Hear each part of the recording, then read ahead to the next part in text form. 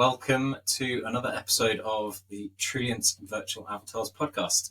Today, we are thrilled to have Mari Johnson, an internationally recognized digital authority and advocate for the humanitarian application of AI.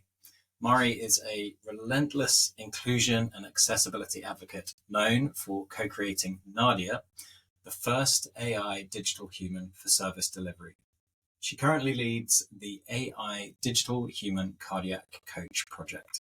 With over 25 years of experience, Mari has transformed technology landscapes across public and private sectors, delivering significant innovations in digital services and AI. Her accolades include being named one of Australia's 100 Women of Influence and receiving the Prime Minister's Award for Excellence in Public Sector Management. Join us as we explore Mari's groundbreaking work and her vision for the future of AI and digital humans. Mari, welcome to the show. Richard, thank you very, very much. And I'm thrilled. I'm really thrilled to be joining you on the podcast. A big shout out to the great work that Trulience does. So I'm a big fan. Indeed. And thank you very much. Let's jump in.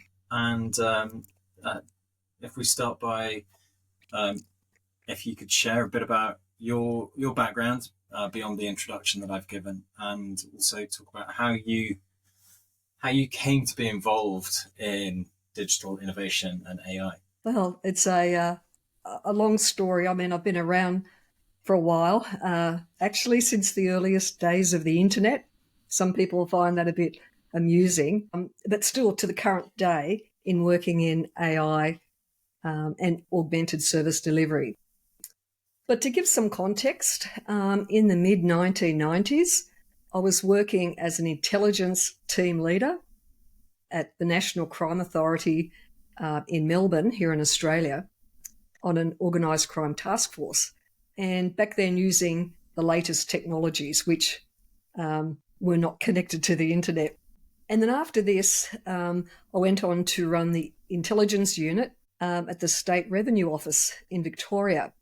And in that role, led one of Australia's first successful e-business projects in implementing e-payments, which was recognised as one of the world's first successful implementations of e-business. So I've always been drawn to implementation of complex systems and new things.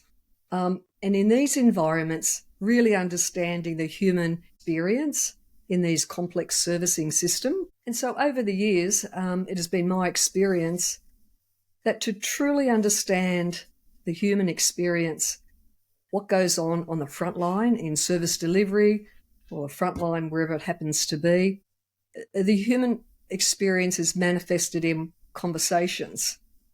And these conversations are almost never only about or with the servicing organisation.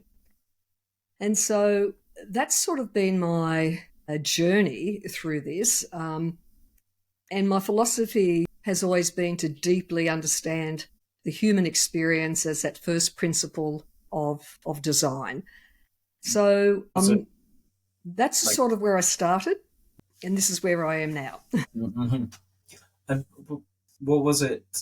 I'm very fascinated in the human aspect in technology and how we interface with technology. But for you, what was there anything in particular that sort of inspired you to focus on the humanitarian side of applications where you now focus? Yeah. So deeply understanding that human experience is really the first principle of design, and there is no other starting point. And if we think back to the first quarter of the online century, since maybe the year 2000, the web world and service delivery paradigms were all very structured. Rigid rules, unbelievable complexity, forms, even apps that were really, really unbelievably complex and that really institutionalized barriers. So when we think about the web world, it in fact was an environment of complexity, at least as experienced by government and healthcare. And everything and everybody had to adapt to this structured world. So, regardless of a person's ability, they were forced to adapt to this structured world, forced to navigate this complexity, the incomprehensible language, the rigid channels, the inaccessible technology, and even rationed hours of access. So the human in these situations was intentionally designed out of the loop, and that has come at enormous cost. Most digital transformation strategies and service delivery efforts over the last 25 years have really been about automation and effectively treating people like machines. In coming to digital humans, what we were doing with Nadia and the digital human cardiac coach, it's really about the challenge for society is how can we make the web itself more human and, in fact, more human-like and naturally conversational. So that's what's brought me to my interest in AI digital humans. I know we're going to come on to this later, but obviously you have a kind of a confluence and very personal connection to the cardiac coach. But before we jump into that, I know you've had an astonishing career, really, with many various roles, both public and private. Can you share some of, for you, your personal key highlights, key achievements that you're proudest of? Well, so I look at my career, or any career, but I look at my career as really a patchwork of colours. And part of that tapestry is the volunteer work, the advocacy and fundraising work that I have done, which I'm incredibly proud to have done. And many of those have been an absolute highlight. And for example, I was part of a team of 10 who ran the London Marathon in 2012 for the Leukemia Foundation and raised $100,000. Each of us had to raise $10,000, so altogether we raised $100,000. And there's been things like that over the years, and you know, it's something that I enjoy doing. But I think in terms of career, that's part of that, the fabric of the career. But also having led Microsoft's worldwide public sector services and e-government business based in Seattle was very, very much a career highlight. And the interweaving international and political dimensions of my technology career have been quite exhilarating and inevitably risk-taking. And I look back and I really reflect on the fact that my advice has been sought by world leaders and global organisations on the geopolitical and the demographic dynamics of national technology. And we're seeing a lot of this still changing the way democracy functions. So it's been rather a sensational ride. And over the years, these various encounters have extended my view and my understanding of cross-cutting issues and even the over-the-horizon trends. But working on the Nadia project, this arc of my career with phenomenal group of people with disability was absolutely the highlight. A world-first innovation, some say helped kick the start of the digital human industry globally, that actually wouldn't have happened if it had not been driven and imagined and designed by people with disability. I mean, it is truly astonishing, and the support that you've had in pushing forward the initiative.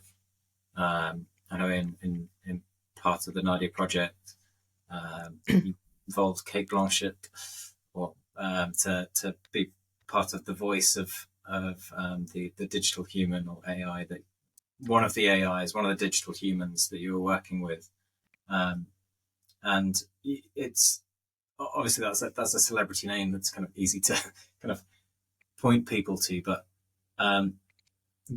you've had lots of support across healthcare. In fact, I mean, you've driven this into healthcare settings with an astonishing array of healthcare organisations globally.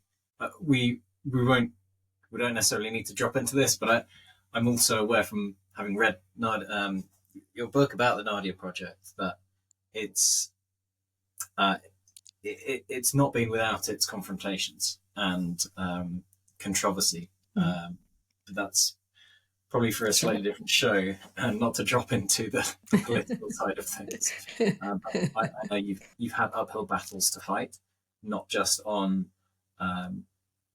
trying to figure out the technology side of things, but also working with government. Yeah, and that's why the title came to me very early. Nadia, Politics, Bigotry, Artificial Intelligence. It came to me very, very early. And that's how the story was woven, So lessons there, not only in government, but, healthcare, anywhere where there's vested interests in legacy arrangements, particularly where there's huge dollars associated with the vested interests. So there's lessons for everybody in that. Yeah, indeed. I'm experiencing it myself as a parent, and with a parent of young children, with a growing evidence of a body of evidence of data around the impact of smartphones, or actually social media, on young children, and there's a kind of growing discussion, certainly in the US and here in the UK where I am, and that is a difficult one to balance for government that obviously has a lot of interest and investment from from the large tech companies, as to how to walk that line, both to do the right thing, so but as politicians to keep their party happy, keep their electorate happy. But as a parent and not a politician, it can be quite frustrating. So I also have some first-hand experience of yeah. So look, aside from the politics, well, sorry, go ahead. No, I was going to say on that one. I mean, I've got 4 grandsons. The eldest 16, so that's a privileged position, and I see the world through their eyes as well. And education, you talk about digital humans and AI, that is a liberator, I see, for the kids and how they're learning, and students and so forth. It's a big topic, and we can maybe have another discussion around the role of digital humans in education. All my grandsons, who a number of them were sitting with me on my lap when I was testing Nadia, and obviously have seen the Trulience avatars that we've been working with for the digital human cardiac coach. They say they want their own. Wouldn't it be great to have a digital human reading teacher or science teacher, where they can just interact with it all the time? It's a very exciting future. I hope that in trying to manage the current risks or perceived risks, that we don't shortchange the future, because it's their future, right? Yeah. I couldn't agree more, and you're right in that we need to be mindful of not shortchanging, as you put it, shortchanging the future, or shortchanging future generation, and it's a delicate balance.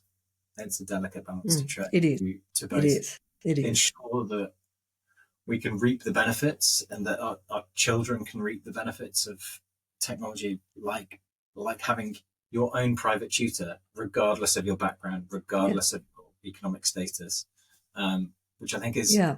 from an educational perspective, is revolutionary. It is groundbreaking that is available now, which is something that Yeah. we are part of. We are pushing that forward at Trulience, yet Yeah. also cognizant of the yeah, the quote unquote dangers. And Yeah. I think, I mean, there are Yeah. real dangers of unbridled access to certain types of technology, access to social media. Um, so it's a delicate balance to tread, and one that I'm right in the thick of. But It is. And if you think I about the love that. demographic change, Say that again, sorry. so if you think about the demographic change, um, I'm sure it's the same in the United Kingdom. The school teachers retiring, there's not enough teachers coming in. The demand that's on the teachers there for all sorts of things. These 19th century models of education and healthcare won't survive this demographic change, and so these technologies. I mean, I'm obviously passionate about digital humans as one example of that. I think are going to be part of an augmented learning journey for people, right from youngest years right up to wherever, university or whatever, where someone can interact with these over and over again, not just be limited to, school hours or working hours. Yeah, it's actually it's exciting, but there's a lot to work through. Um, anyway, I think that's we could have a big conversation on that. But I just see my grandsons with playing Formula One, right, games where they've got their own avatars, they've got all the kit.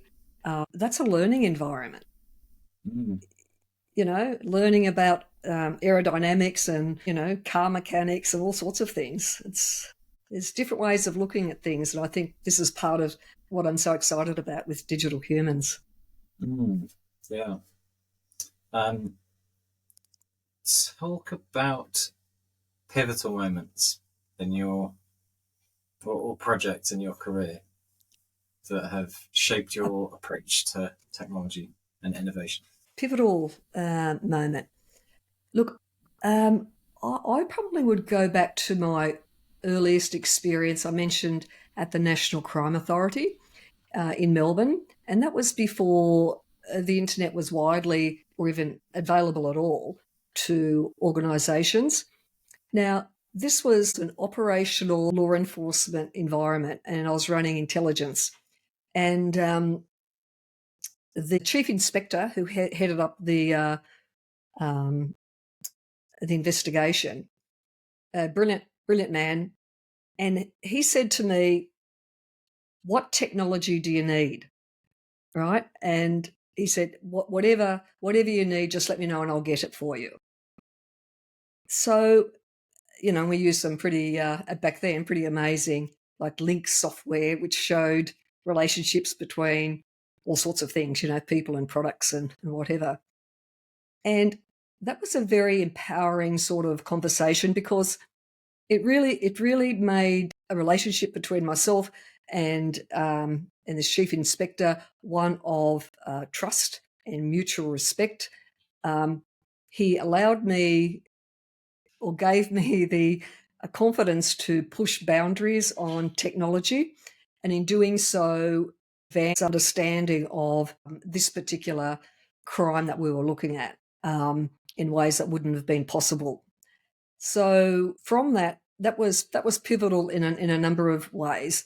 From then, I would always um, challenge and ask why and why not, and explore the boundaries of technology, which is basically what I did in that role. And that was really a major trajectory in my career. Clearly, heading to Microsoft was another one of those trajectories or pivot points, but that was a very early one, and I've often thought that that's not one ever to forget. Yeah, but I mean, what a privilege to be in a position where you're afforded that kind of that length of rope, so to speak, just to say, tell me what you want. Yeah. We will. And it was an operational environment. So this is one of the other aspects of my career which I've come to actually enjoy, operational service delivery or operational environments. And in this particular one, it was high tempo law enforcement where the intelligence immediately fed back to the operation, and what came out of the operation fed back to the intelligence.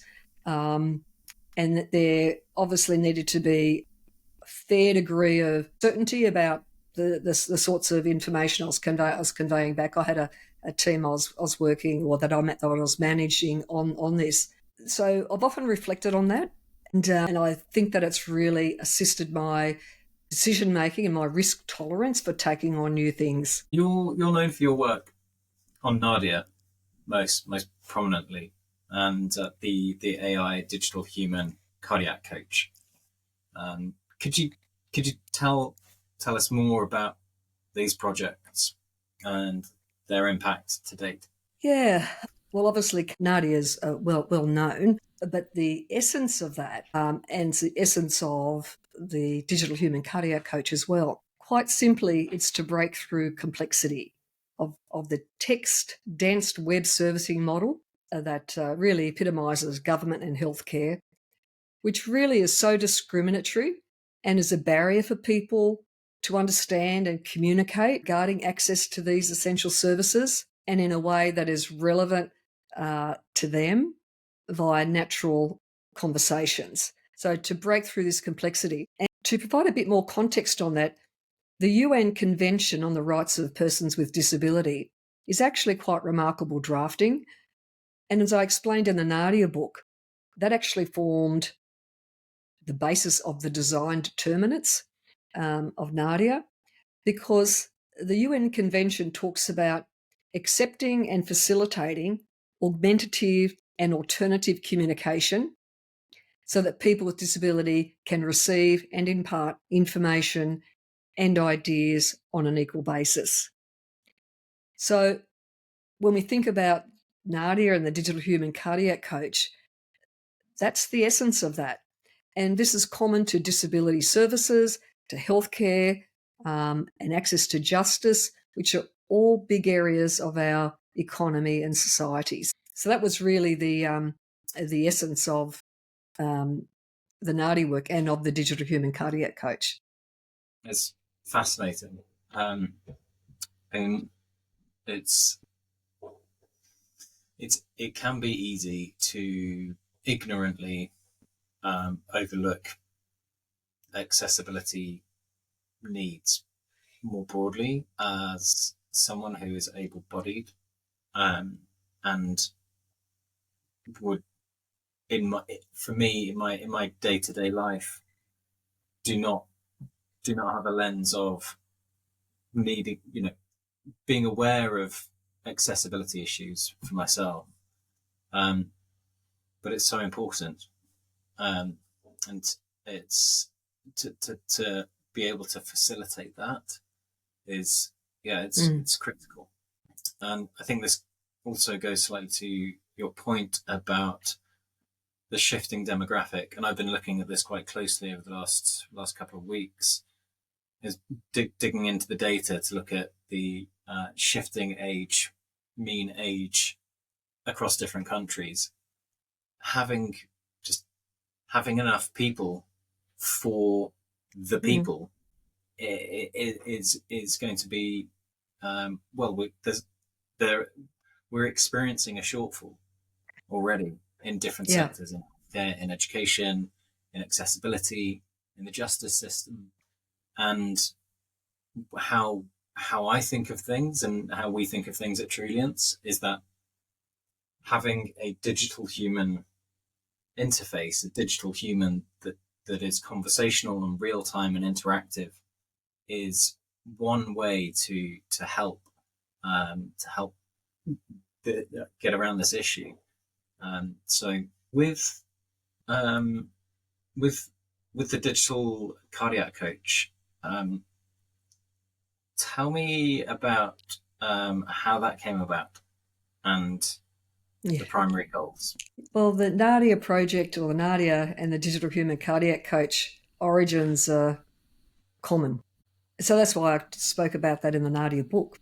But so it is a personal journey, the digital human cardiac coach, and it started back in 2006 when my husband, Alan, experienced a sharp pain in his arm when he was doing a 20-kilometre run through snow-covered canyon in the high altitude of Winnemucca, Nevada. We were living in the US. That's when I was working at Microsoft. Alan's an industrial engineer, and he was working at a mine in Nevada. And he was only 48 at the time and a non-smoker. As a result of that episode, he had an emergency 5-way bypass, and totally unplanned, obviously. And over the years, he's had further surgeries because of some genetic and other factors. In 2017, just a couple of months after I finished work on the Nadia project, he underwent his 4th heart surgery. So all up, he has 8 cardiac bypass grafts and 4 stents. So we had this experience in the US and in Australia, and both of this experience really showed that there is really a lack of support in this space. Alan's known as Cardiac Man, and he's the co-creator, and we call him patient number 1 for the digital human cardiac coach. So his background is also in expert systems. So we had an unusual convergence of professional background and also this experience of in healthcare, in cardiac. So it's really been a 17-year journey, and we were frustrated by the lack of support for heart patients and their families. And as with the Nadia project, what people are looking for is someone to talk to in those early days, and then in the years since, conversations about rehab, or conversations about exercise, or conversations about lots of things on your in your life journey. So we both came to realise that, as with the Nadia project, there were systemic problems that couldn't be overcome in the traditional servicing model. And we've written about this, that government e-health had failed us. Different to Nadia, what we have designed with the digital human cardiac coach, cardiac health is a universal global body of knowledge. It's not like the disability supports in Australia, which sort of just related to the circumstances of the NDIS in Australia. Cardiac health is a universal body of knowledge. And so when we think about the cardiovascular disease kills 18 million people every year, it's actually been classified as a pandemic by the World Health Organization. And health illiteracy is a major impact on mortality. And we both admit that we were health illiterate, even with, all our professional knowledge of many things. We were health illiterate in the cardiac space. But for many people, that health illiteracy becomes a deadly factor. And people are denied access to cardiac rehabilitation because they don't know to ask for it, or they are disabled, or they are women who then have to go and care for their families. There's a lot of circumstances why people don't access cardiac rehabilitation. And so what we've designed is this a body of knowledge. We call it the corpus, which is co-designed. It's not a large language model in terms of, drawn on from the Wild West of the internet. It's actually built up about the conversations that people have on their cardiac journey. And so the bureaucratic complexity that information is presented with in cardiac care is very, very similar to what we'd experience with the Nadia project. People just want to have an everyday conversation. And so the experience with our experience going through the United States and in Australia, where you do cardiac rehabilitation and then you fall off a cliff. You've got nobody to speak with. And so having that body of knowledge to be able to interact with, to give a patient and their family, their carer, confidence to resume life, to be able to understand why taking medications is important, to be able to just enjoy your life is so critically important for secondary prevention. And so what we've done is not only built up this corpus for the digital human cardiac coach, but also around that built up a business case, because once designed and developed, this then can be applied globally. And it does need to be locally customized, if you like, so which is what we were doing in the US with Dr. Chris Hillier in Wilmington. So having these types of services localized, which means that the common words that are used in different settings, by different communities could be very contextual. So words that we would use in Australia for certain foods would not have any meaning, for example, to people in Wilmington, North Carolina. But that's just the localization. The core is common, which is why having this, being able to speak about this, doing the great work with Trulience, speaking about it in different environments means that this idea can then take off around the world, so that cardiac rehabilitation and, in fact, other types of services can be designed in a different way. How do you see, that is, yeah, I hadn't, in my mind, I've worked in localization, with a localization software business. Yep. And obviously that's it. Building Trulience, but I hadn't kind of married those two components and seen the necessity to have a corpus, a language, kind of a corpus of language, called a language model, some small private language model that's domain specific, plus coupled with a localization layer on top of that. That's really interesting. Correct. So, for example, when I was working with Chris Hillier in Wilmington, the local foods obviously are very sometimes culturally specific, not something that we might be familiar with in Australia, or even the words, the slang and the idioms that people use is really important, because that's how people speak. And what we do in this is to say, rather than expect people to not only overcome this health illiteracy, but to also be a translator, have this model localised so that if it's African American community or an Australian Indigenous community or communities in London, for example, the core knowledge of cardiac care is common, but all the idioms, the analogies, the slang is very localised and has meaning for those communities. So, yeah, that's the idea around it. And we've got more in the pipeline. Can't talk about it at the moment, but it's the idea is just taken off, which is terrific. How are you looking at how to seed this globally? Yeah, it's exactly right. How to seed it globally. A couple of years ago, I did a webinar with Chris Hillier, and we were talking about the Digital Human Cardiac Coach project. He was talking about his work in Wilmington.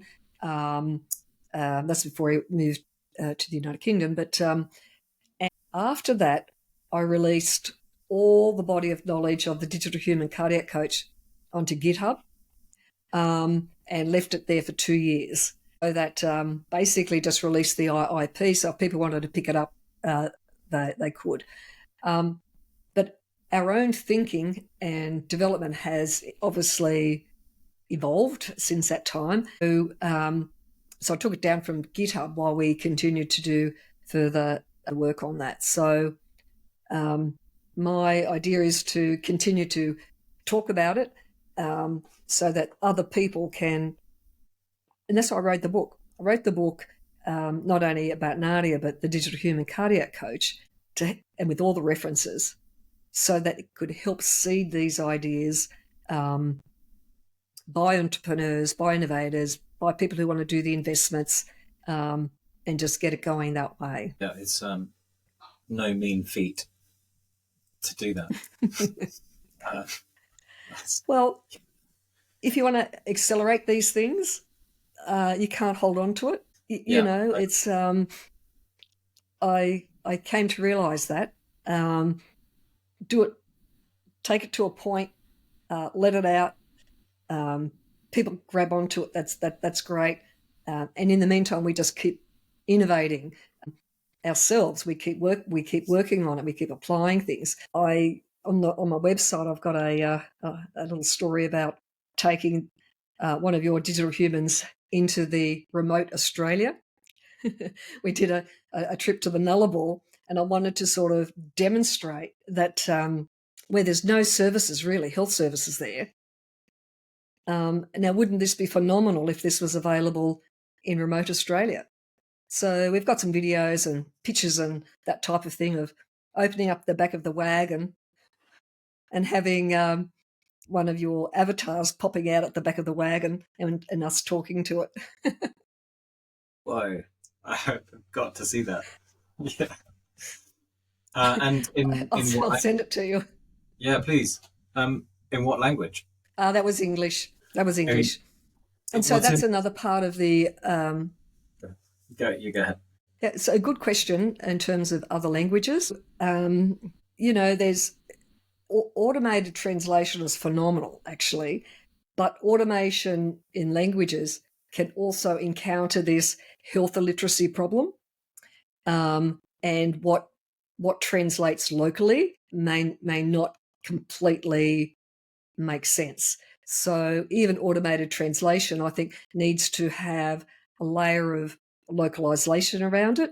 So with local speakers, and of course, for many cultures, such as the Australian Indigenous community, but many other cultures, information or knowledge is conveyed by not only words, but mannerisms and the way the head moves, or the arms or hands or whatever.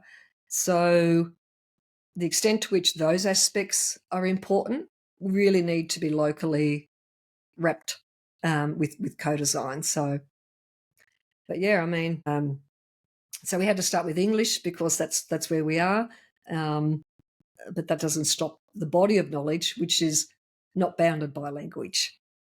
Indeed. Now, you're very much a practitioner. You're out in the world, out in the field, bumping up against reality and testing things out. In what ways do you see digital humans being used currently? And we'll come on to the future, but what are you seeing right now in terms of service delivery and the user experiences? Look, there are so many examples. There's a Facebook group called Virtual Beings, and they've got nearly 10,000 members, which is just quite phenomenal when you think about it. This invaluable global forum connecting players and projects and so forth. But there are a number of long-standing use cases and applications of virtual beings, some people call them, or digital humans. One I spoke about in the Nadia book called Sim Coach. This is brilliant. It is for veterans with PTSD and their families, and it helps guide them through access to information. And the Sim Coach human agents, as they were called, or virtual human agents, were really to identify the symptoms of PTSD, so then assistance and support could be provided. And so this was all about breaking down barriers to access for people who are traumatized. And there's a very, very similar role to Nadia, and also very similar to the situation, when somebody's had a heart event, for example. SimCoach actually was evaluated by DARPA, and it found amazing results. It showed that there was simultaneous use of two techniques to elicit disclosure that would otherwise be incompatible. The virtual humans afforded people anonymity. So I'm talking to a computer basically, but it looks human. And because it looks human, it builds rapport. So that was a long-standing example. Also in the US, Department of Veterans Affairs has the use of virtual worlds and virtual humans to assist veterans with amputations in their rehabilitation. And what that found, the evaluation of that found, is that what the avatar does, the person copies. So this is real-life clinical application. And so knowledge transference occurs. But we're seeing digital humans in the airline industry, like as automotive concierges, and in recording and preserving cultural knowledge. So we're seeing digital humans in all sectors and industries, and of course the movie and entertainment industry is being disrupted by virtual beings, digital humans as well. So these are going to really change pretty much all sectors and all industries, and they've been now around for a long time. So real life applications. And when you think about SimCoach and Nadia and Digital Human Cardiac Coach, these are really substantial use cases.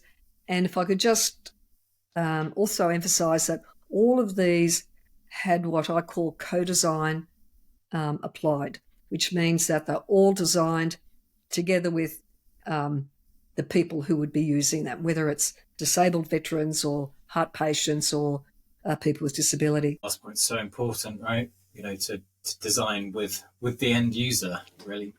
Yeah, it's something that we're keen on and keen to maintain. Moving on to, I guess, slightly broader view, thinking about artificial intelligence more widely, and as relates to digital humans. But what's your perspective on the current state of artificial intelligence as we record this now in June 2024? And which advancements do you find most exciting? Most exciting, I would say the general direction about the rapid democratization of these technologies. So I do think that is the most exciting, because it means that innovation is not locked up and the barriers to innovation and creativity come down. So that means that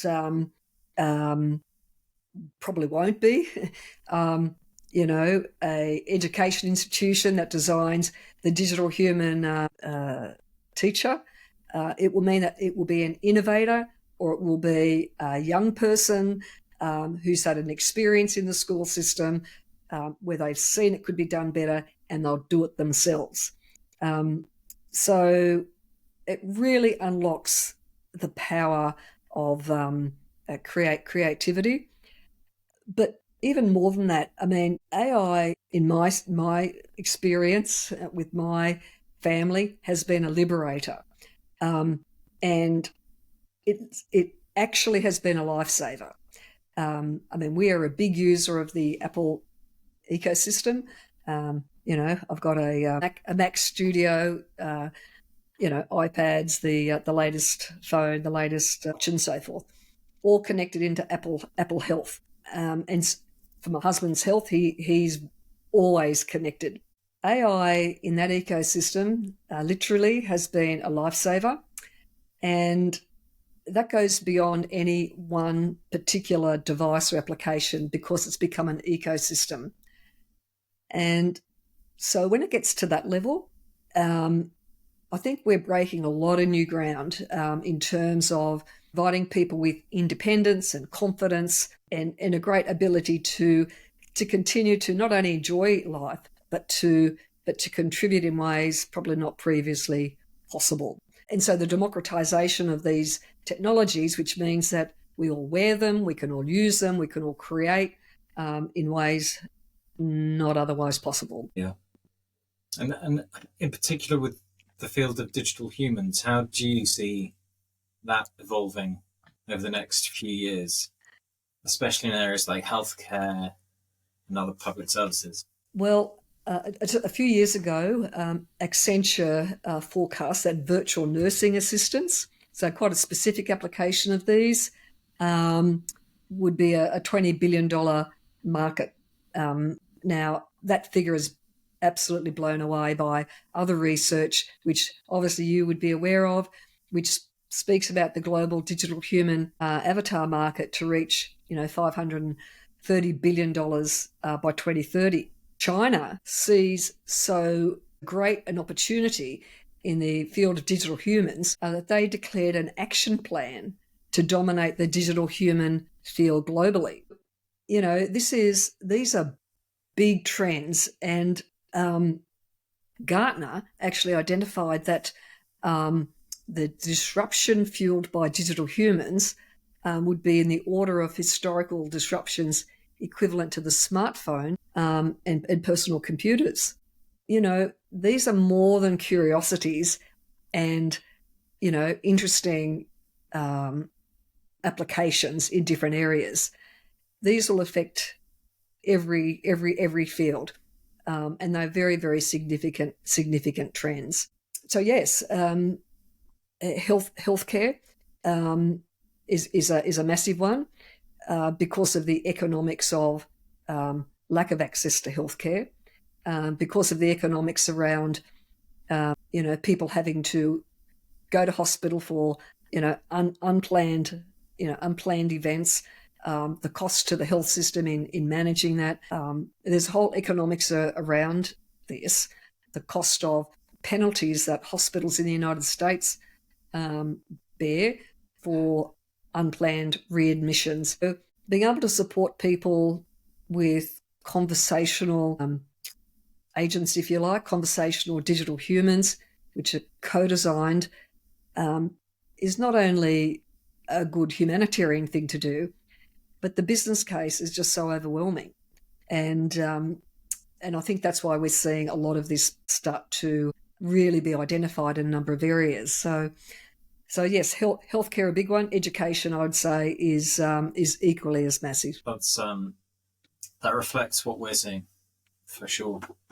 I mean, beyond that as well in customer service. So yes, it's similar in some respects. In parallel to healthcare, or one aspect of healthcare, in that we're seeing digital humans being used as a digital, or at least augmenting what's referred to as the digital front door into primary care. Exactly. We see that in the same thing, but really in the commercial world, in customer service, having an augmented digital humans augmenting the customer, the user, the website visitor experience as their first point of contact, and sitting on top of what people are now fairly familiar with, which is having a chat bot, and which have now kind of been massively influenced and kind of accelerated in their capability with essentially being powered by a conversational artificial intelligence. So having a conversational artificial intelligence powering a digital human that you can interact with and have that real-time conversation from a customer service perspective is a way better experience than having a default message pop up saying, we only respond to people every 5 hours or whatever. That's right. It just That's enhances right. access and enhances the customer experience. So kind of better That's all right. around. Looking further Exactly. afield and further to the future for you, what are your future aspirations for the development and application of artificial intelligence and digital humans? You know, quite exciting. I mean, obviously, continuing the work on the digital human cardiac coach. As I said, we've got a number of other things in the pipeline, but I imagine a future with digital humans in the home. And I was in conversations actually a number of years ago about this in the US with a colleague. So keep watch on that space as well. So when you think about being able to age in place, right? That you go into a different territory then. To have your home as the place where you live and age is quite a remarkable thing. Having not only a connected home, but having a home where a digital human has a presence that can remind a person of doing things. So this is just about taking your medications, but it might be about having enough to drink, having enough water to drink. Those type of conversations that happen in the home, which is about keeping people connected and well and all that type of thing. You know, that is I think a new horizon as well. As I said, a number of years ago, I was having a conversation with a colleague in the US about this with a developer, a property developer, who saw as an opportunity to develop premium, if you like, units, retirement units, which, yes, he could charge a premium for, but might have this as a presence in there. But of course, that means that there would be work required, not only on the particular digital human interface being culturally relevant to that particular community, but also what are the conversations that someone might want to have in their home depending on their circumstances. Even just reminders to, call your son or you call your daughter, hey, reminder, families coming over at the weekend, to bring that conversational dynamic into the home for people as they age, and particularly for people who buy themselves. So that will be very exciting. That'll be very exciting to see that happen. Yeah, it's a kind of, for me, it's a very visceral driver. My granny is still alive. She's been in a home for coming up to 10 years now. She's coming up to 107, and I went to visit last week with my children, and she came alive when we were there. And obviously we can call, and we do, but she needs somebody there holding some, to coordinate that for her. And yes, there are people in and around the place, but we left and then went back in because I went outside. The children were running around in the garden, and I went and played with them for about half an hour, and then we came back in. And in that time, my granny, she'd had, before I left, she'd had her tea brought to her, a bowl of soup and a few other bits. And when I went back in after half an hour, she was still sitting there, hadn't touched a thing. And because she's, she kind of just needed a reminder that there was her food, but an encouragement to kind of to eat. And it would add something to have a presence. Obviously, physical is great, but in the absence of that, having a human representation, a digital human that she could build a bond with. I think for me, that's something that's quite personal, but I can see that there's application in this field and many others to help where there's a shortfall of people to provide service for other people. Yeah. And another area which, I know some people might feel uncomfortable about, but I actually quite like the idea, and that is the idea of, I call it digital immortality. So, so when people pass, their families have photos and more videos, obviously, but it's only one way. And Alan and I often talk about, wouldn't it be great to be able to have our own digital humans that when we're alive, you can teach things so that when you're not there, when you die, your children, your grandchildren can have conversations with you, passing stories and so forth. Now, some of this is being done in, you see some examples of, some not celebrities, but more historic icons. But to have this as a service where you can record your life as you go. More and more of us have got videos, and so all this content is already there. I think I mean, obviously it's coming. I don't see it as creepy at all. In centuries past, only the very rich people could have paintings of themselves, so that when they went, their children and descendants could see this painting. And then when photography came along, it was people who could afford photography, and you went along to the special booth, and if you could afford it, you could have your photo taken. So, but that was not available to everybody. But gradually, as it democratized, more people were able to have photographs, and the same with videos and so forth. So I think that this is sort of a bit of a natural trajectory in that area. And I don't think I mean, all the technologies are obviously already there. It's just sitting down and doing it, But that's something that I think would be pretty interesting. We actually have a project with a TV presenter in the Netherlands who passed away a few years ago.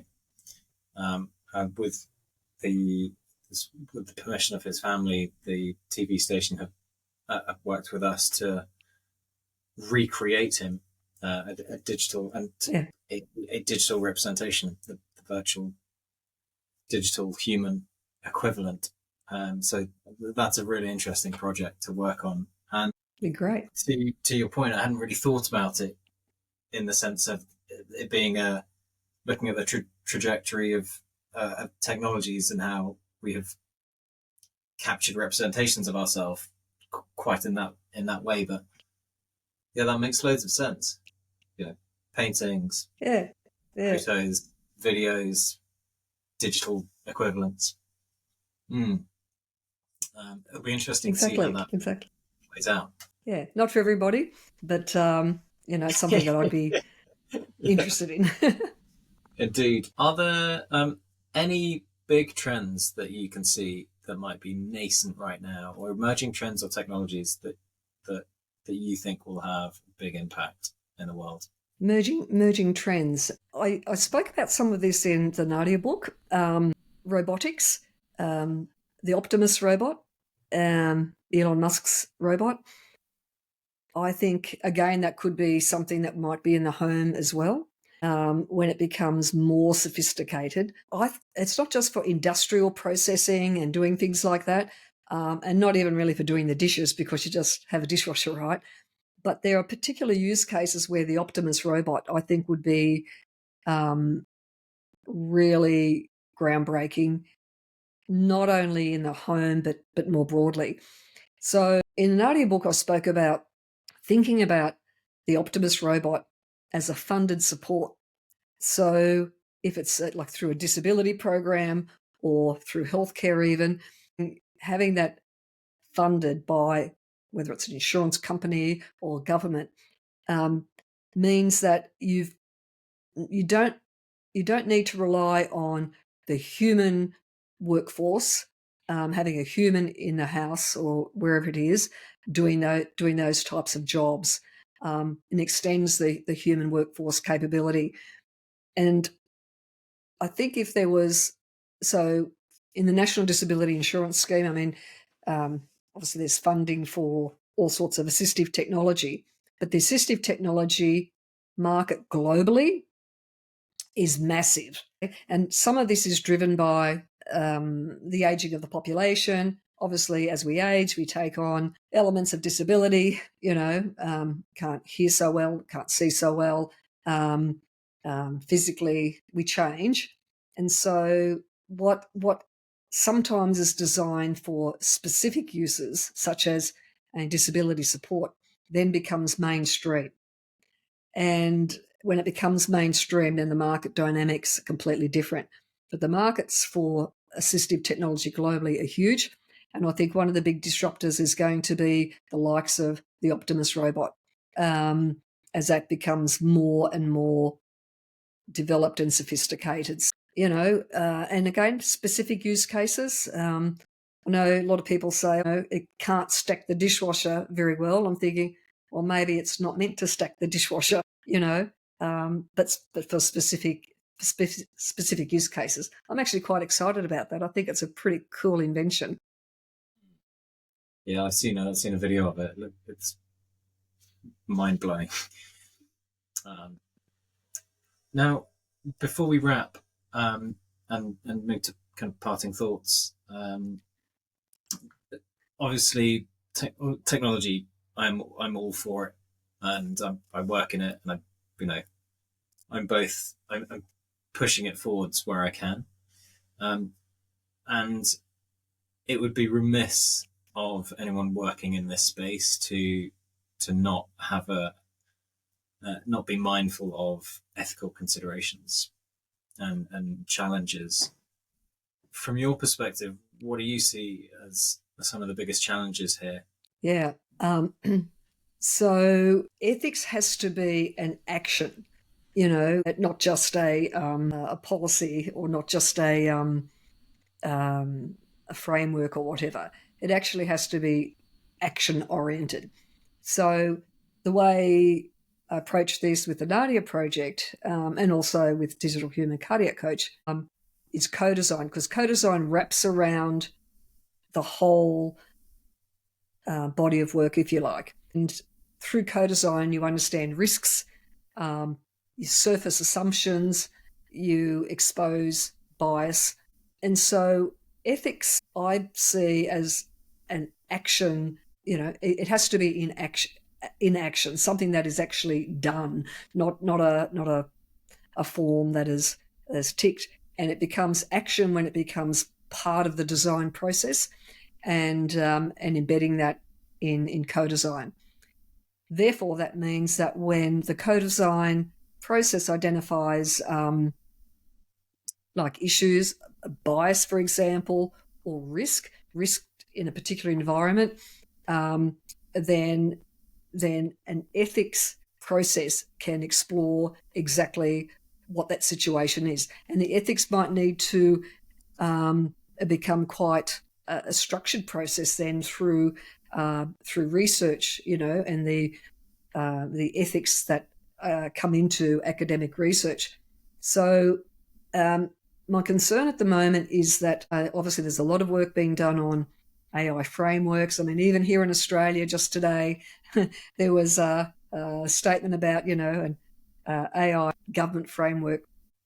Ethics has got to be action, and think that there's quite a way to go yet before ethics becomes part of the development process of the particular digital human or the AI application or whatever. It's not after the fact, because if it's after the fact and somebody suffers harm, then it's not ethics' role to mop that up. That has to happen beforehand. So it's incredibly important. Ethics also is not a brake on innovation. I actually think that ethics enables innovation at times by giving guardrails so that the full exploration of the potential can be done. So that's my view on ethics. Like I said, right from the word go in my career, I've always been action-oriented, and ethics has to be an action. That's a really great key takeaway, key soundbite. So yeah, it can be easy to, as you say, fall into the realm of a policy existing on a website somewhere that some people know about, but not everyone knows, and that's kind of it. Exactly. And same question as applies really specifically to LLMs or large language models. Correct. And so what we did with Nadia was a bounded language model. Was not a large language model. Same thing with the cardiac coach, because large language models, where we're talking about these type of use cases, do run into a lot of problems. So, for example, with the cardiac coach, you could imagine that a large language model, which may have been sourced from the internet on authoritative sources, such as some hospitals or Heart Foundation type of sites, often are written in such complex language that people don't understand. And so there's assumptions in those bodies of knowledge about what somebody may or may not know. So having a bounded domain means that you get depth rather than getting breadth of knowing everything. There is contextual depth, and I think what we'll see is language models which are bounded, but having modules of different bounded domains rather than the ultimate large language model, which is just fanciful, really. Yes, so in large language models, obviously, we've seen a number of problems already over the years with Microsoft and Tay, and there's so many examples. So the internet is biased, and you don't want that bias to come into particularly service delivery domains, as such we've been talking about. So invest in the establishment of a co-designed bounded domain, and you'll get the contextual depth. Yeah, that's we bump into that all the time. I mean, it's a kind of different horses for different courses, right? So yeah, correct. The open large language models great for lots and lots of use cases. A lot I use daily. Yes. Research, ideation, and like loads more. Almost without fail, all of our customers, whether it's a bank, a healthcare organization, an educational institution, they need to have control over what is in the language model, and it just wouldn't make any sense for them to use an open large language model that draws from the whole of the internet. So that's and so, for example, for the cardiac coach and health illiteracy, so attempting to source content, if you like, from the general population, and the general population is largely health illiterate. So there's been a lot of research done, and even in Australia, I know in the UK, health illiteracy is about 60 to 70% of the population.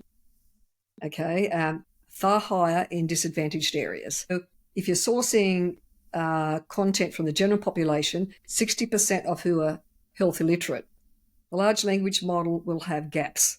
Okay, it'll also have errors because people will talk about things in inaccurate ways. Like go and have a meds holiday, for example. So there are errors brought about by health illiterate populations being part of a large language model sourcing strategy. So the large language model cannot learn what a great percentage of the population don't talk about. So there's some fundamental errors in assumptions on those type of large language models. So by co-designing it, particularly around particular conversations that people want to have at different points in their life, brings depth to that conversation. So important to have that, and to recognise the limitations of the large language models as well as the power of it. Well, as we close, just before we do, just wondered if you had any advice. What advice would you have for aspiring technologists and entrepreneurs who want to make an impact in the world of artificial intelligence and digital innovation, working with digital humans? Yeah. So the first thing I'd say is focus relentlessly on a problem. Focus on the problem, whatever it is, and work to understand the different use cases. I'm a great advocate of co-design, so invest in that. Above all, I'd say stay positive and be excited about the future. The great thing for technologists and entrepreneurs is the capability to connect and work globally, which is what I'm doing still. Connecting with people in the US and UK, including with my great friend, Dr. Chris Hillier. So the democratization of all this means that you have a very long life in this field. And if you focus on the problem, you will find really, really innovative solutions that the world is really needing. So that's what I would say. Focus on the problem and stay positive. That is great advice. And for all of our listeners and viewers, where with you and follow your work? Yes, on my website, which is mari-johnson.com, on LinkedIn and Twitter, and of course through the Nadia book, which documents my work over a minute. Terrific. So yes, so please connect and follow, and I wish everybody all the best in your journey. Great, thank you. We'll drop a link to your website and to where people can find you on LinkedIn and Twitter as well. But Mari, thank you so much for taking time out of your day, your evening, now in Australia, and coming on the show. It's been an absolute privilege and an honour talking to you. Thank you very much, Rich, and thank you to everybody at the Trulience team. It truly is a pleasure. Lovely. Take care, Mari. Speak soon. Thank you.